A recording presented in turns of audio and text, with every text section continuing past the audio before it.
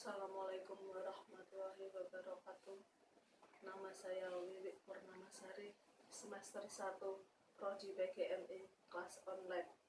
Saya akan menyampaikan materi metode pembelajaran. Perbedaan metode dan metodologi. Perbedaan metode dan metodologi berdasarkan etimolog.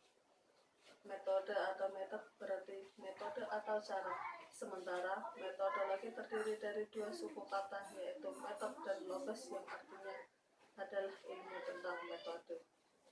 Perbedaan metode dan metodologi berdasarkan pengertian.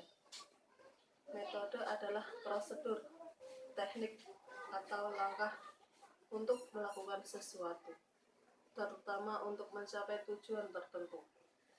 Sedangkan metodologi adalah prosedur ilmiah yang di dalamnya termasuk pembentukan konsep, preposisi, model, hipotesis, dan teori, termasuk metode itu sendiri. Perbedaan metode dan metodologi berdasarkan sifat. Metode adalah hal yang bersifat khusus. Metode lebih berkaitan dengan teknis saja dari keseluruhan yang dibahas dalam metodologi. Sementara itu, metodologi adalah sesuatu yang bersifat umum.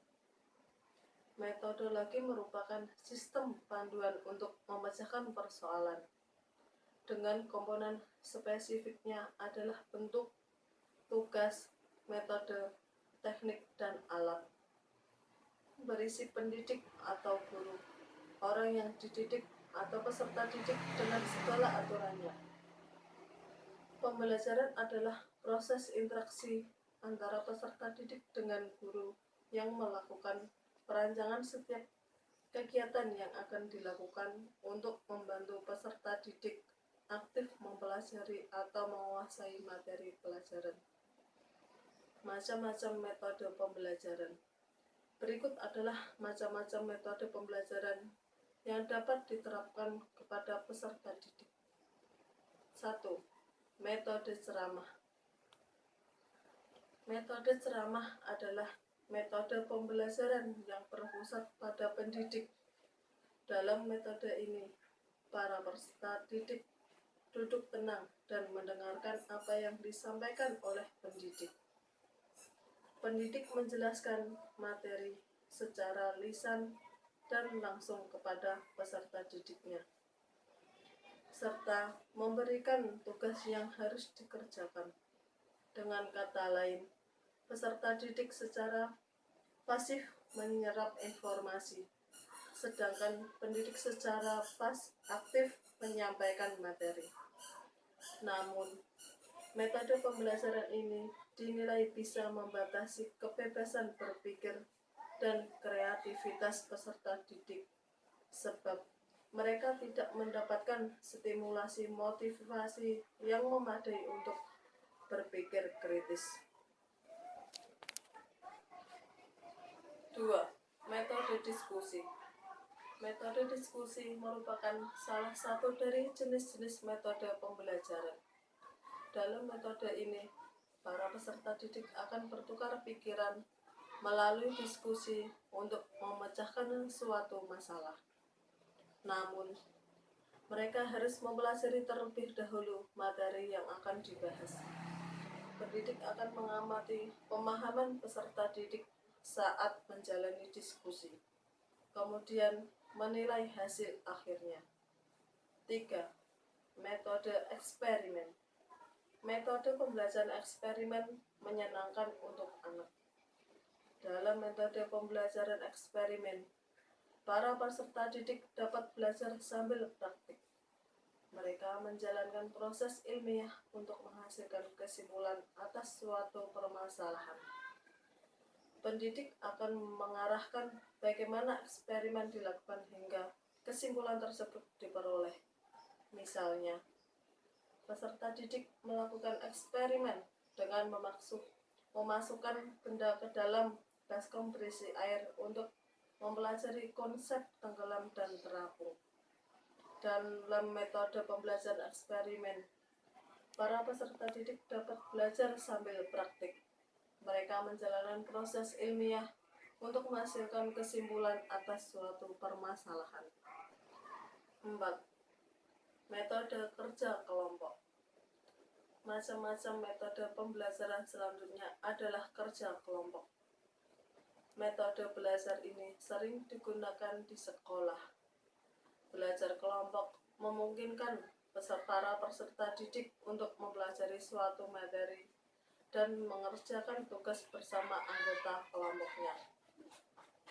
Dalam prosesnya, para peserta didik akan mempelajari keterampilan berpikir kritis, komunikasi, memecahkan masalah, dan lainnya.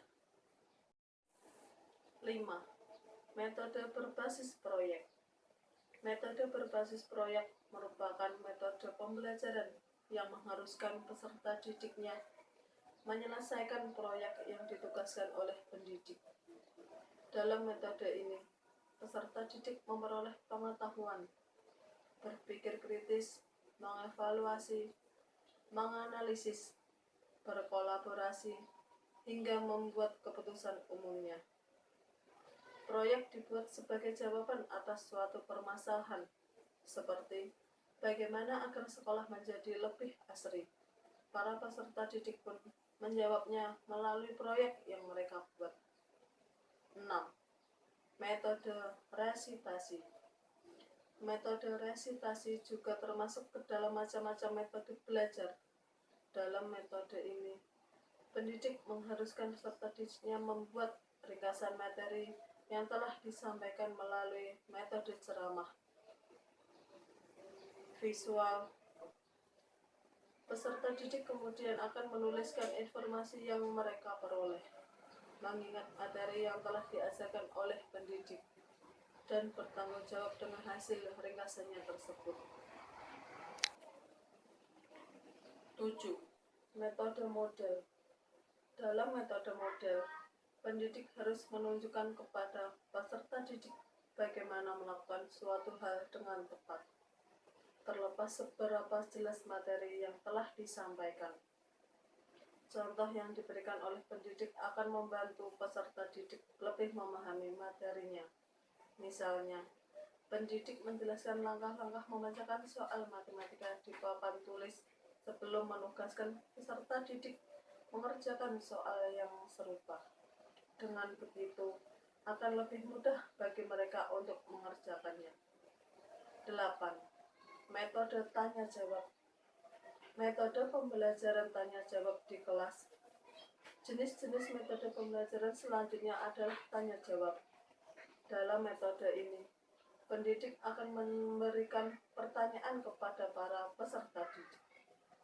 Partisipasi mereka sangat dibutuhkan dalam proses pembelajaran ini. Metode tanya-jawab. 8. Metode tanya-jawab. Metode pembelajaran tanya-jawab di kelas. Jenis-jenis metode pembelajaran selanjutnya adalah tanya-jawab.